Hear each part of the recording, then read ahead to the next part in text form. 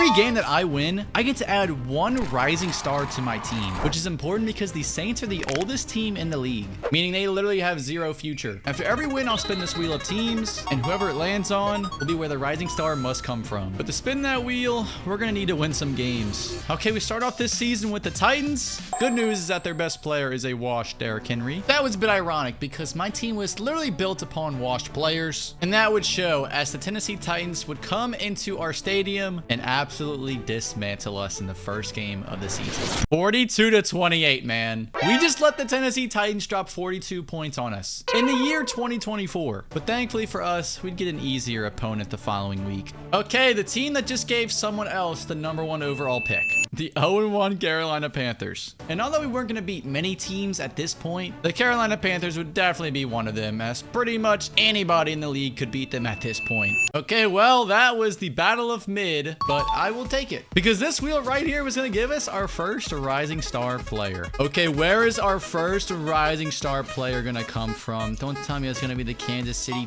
Chiefs. I mean, it's okay. They did just win the Super Bowl. And in this instance, a rising star would be defined as a player at the age of 25 or under. So players like Patrick Mahomes, Travis Kelce, and Chris Jones were all going to be a no for us. But on the other side of things, okay, you know what? This is not the most flashy pick by any means, but Creed Humphrey is a 91 overall and he is 25 years old. So he is going to be our starting center. And although we just faced the Panthers, this next week would give us a little bit of a fair opponent. Okay, we're on the road this week against the 1-1 Green Bay Packers. And the Packers rising star would be none other than their quarterback, Jordan Love. But thankfully for us, he wouldn't look like a rising star this game, as our defense would hold them to 0 touchdowns this game and a 21-6 victory. Okay, well, we go on the road and get a dub. I still wouldn't mind if we get the Packers in our wheel spin. I would love to have Jordan Love. Okay, what is our second team gonna be? Who is it gonna come from? Not the Titans. The Lions is actually a really good one if we stick it, and we do. I know that the Lions would have some solid young players. There was one that stuck out amongst the rest. We're gonna get a new wide receiver 1 for Derek Carr, fellas. Amon-Ra St. Brown is coming to New Orleans.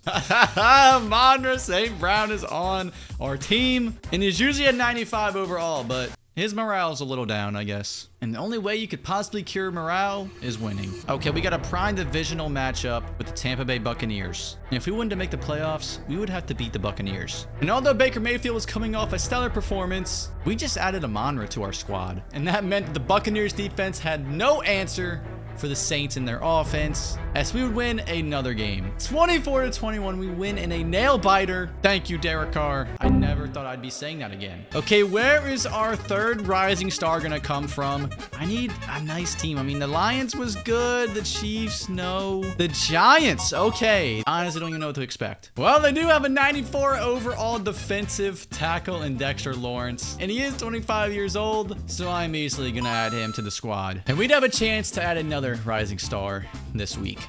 The Patriots are winless. They're 0-4. And despite the Patriots having their own rising star making plays, we were 4-1 with zero signs of slowing down, as we would head into Gillette Stadium and win another game. They actually made it closer than expected, but we're gonna walk out of here with a W and walk out of here also with another player. Please give me Texans. Please give me Texans. No! Okay, the Falcons aren't a bad option because we would get a new starting cornerback. 91 overall superstar AJ Terrell, only 24 years old, and we'd stroll into week 6 against the 1-4 Houston Texans. How were the Texans so bad? And although they were 1-4, this team had some serious young talent that I would love to take. Thankfully for us, we'd have an opportunity to steal one of these players after blowing the Texans out 31-19. The boys are 5-1, meaning we now get to add our 5th rising star. Is it gonna be the Chargers? Oh, don't tell me. And just like that, we get to add one of the best quarterbacks in the NFL. At 25 years old, Justin Herbert. You know, this isn't the first time the Saints have taken a quarterback from the Chargers, so this could actually happen in real life. We'll be heading into week number 7 with our new quarterback, and Christian Kirk will be coming off a legacy performance with 3 touchdowns, but we thankfully have Justin Herbert. And although it would be a snooze fest in the beginning, this game would pick up in the second half, where Justin Herbert would lead a game-winning drive. 24-17, we squeaked by on Justin Herbert's debut, and that would only land us another player. No, you're gonna give me the Denver Broncos. I know exactly who I'm going with. At only 23 years old, PS2, you are coming home. This man is a 97 overall. That is absurd. And although we were 6-1, the Falcons were still undefeated, despite us taking AJ Terrell from them. So even little games like the Indianapolis Colts would mean so much to us. Dude, we might have to win out if the Falcons are just gonna not lose. Thankfully for us, we would cruise by them. The Colts didn't have a shot, which would give us another player. The Jacksonville Jaguars. Okay, the Jaguars don't really have many rising stars. I mean, Travis Etienne's really the only one. I mean, I guess we'll get a new running back. Alvin Kamara wasn't getting any younger, so. We didn't face off against the 4-4 Chicago Bears, where we'd win 23-20, giving us another player. Okay, the Tampa Bay Buccaneers, and we'd use this wheel spin to get a new left tackle. Justin Wirfs, okay. We didn't follow that with a visit to Minnesota, where we'd win in dominant fashion, and we'd get to add, you guessed it, another player. Okay, we're gonna get the New York Jets, and we get to add another cornerback to the team. We have so many cornerbacks, but I cannot pass up on Sauce. I gotta add my guy, and that would catapult us into our most important game of the season thus far. The Falcons are still undefeated at 10-0. This game is about to be absolute cinema. Cinema so much, in fact, that I just had to watch. Okay, boys, 0-0 through the first quarter. This is actually insane. 10 points just like that. Okay, Falcons, they're gonna rebuttal with 14 unanswered points. Please, Justin Herbert, do something. Give me 7. Okay. And just like that, it'd be 20-17 with Justin Herbert in the red zone. 3rd and 10. Please, Herbo. Please, go get me a first down. Run for the first down.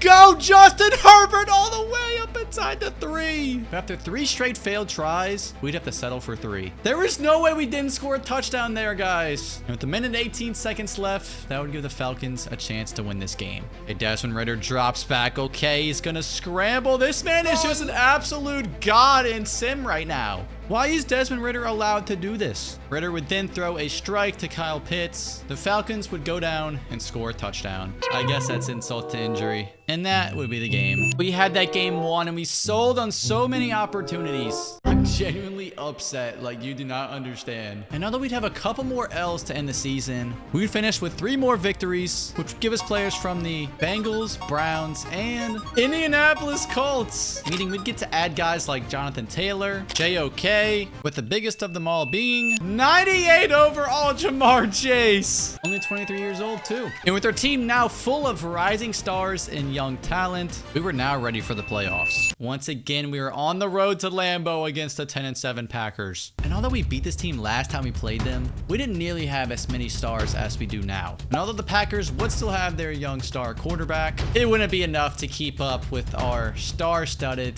team, as we would head into Lambeau and blow out the Packers 37-23. 37-23. Justin Herbert gets his first playoff victory of his career. Heading into the divisional, we would face a team actually better than us. The San Fran 49ers at a whopping 13-4. They have a better record than us somehow. And once again, we'd have to go off on the road for another playoff game. And once more, would our opponent have a young, budding star at quarterback. And although there was minimal playoff experience on our team, we would march into 49ers territory and defeat them in a thrilling 31-28 fashion. We're moving on to the conference championship. I actually like Brock Purdy, so I feel kind of bad. That feeling of sympathy would quickly go away, as there was only one more opponent in the way for our Super Bowl trip.